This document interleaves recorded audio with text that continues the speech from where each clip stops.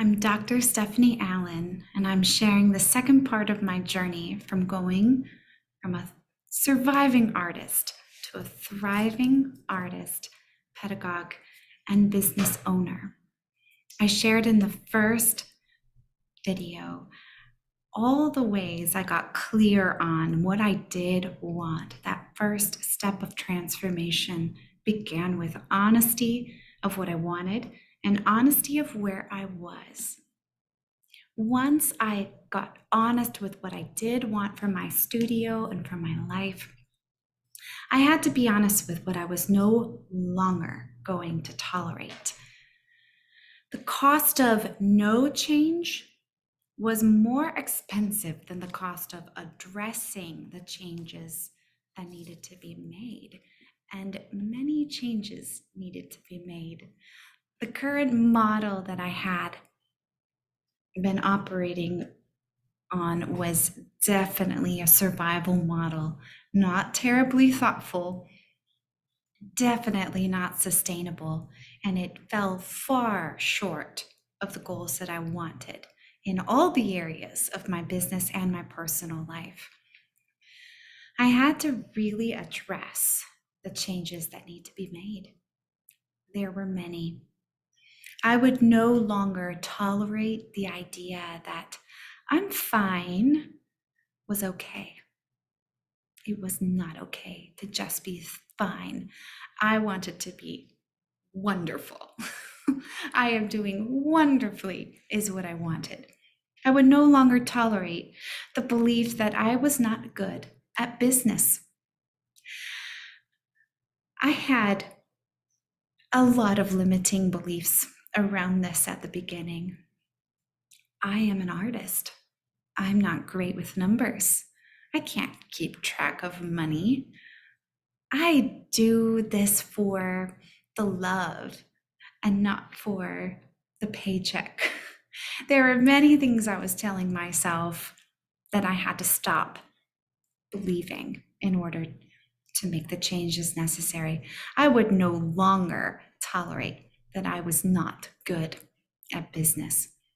I would no longer tolerate the career funnels and salary expected of me by my industry. Have you ever heard the phrase starving artist? That is sadly a reality for many artists. And from the outside looking in, we might think some people are lucky and some people aren't.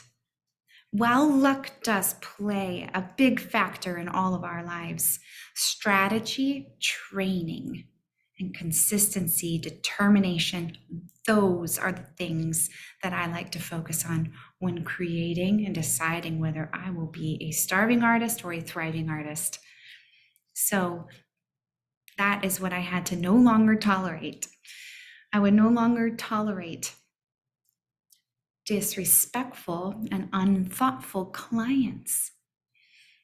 For far too long, our industry has tolerated a model that began way back in the 15 and 1600s when musicians were hired sometimes or gathered into the courts for the purpose of serving the king, serving the courts, serving the church. And while much of our art is joyfully in service, it does not stop there. And if we have clients and students who view us primarily as servants, that does not create a healthy dynamic of respect and collaboration that is needed in a thriving studio. I would no longer tolerate disrespectful and unthoughtful clients. I would no longer tolerate chaos, overwork, and underpay. No more. I would no longer tolerate 0 rest weeks and vacation time.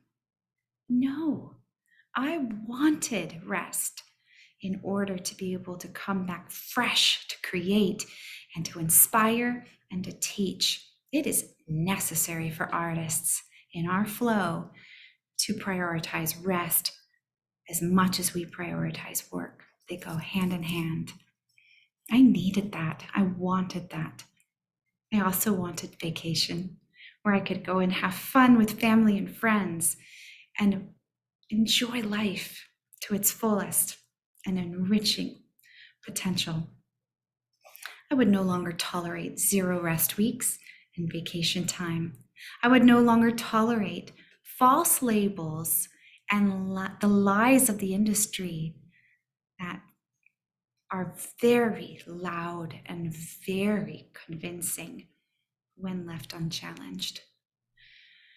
In my journey, 5 to 6 years ago, I had hit a tipping point, and enough was enough. I was clear on what I wanted, even though I wasn't sure exactly in the moment how I was going to create it.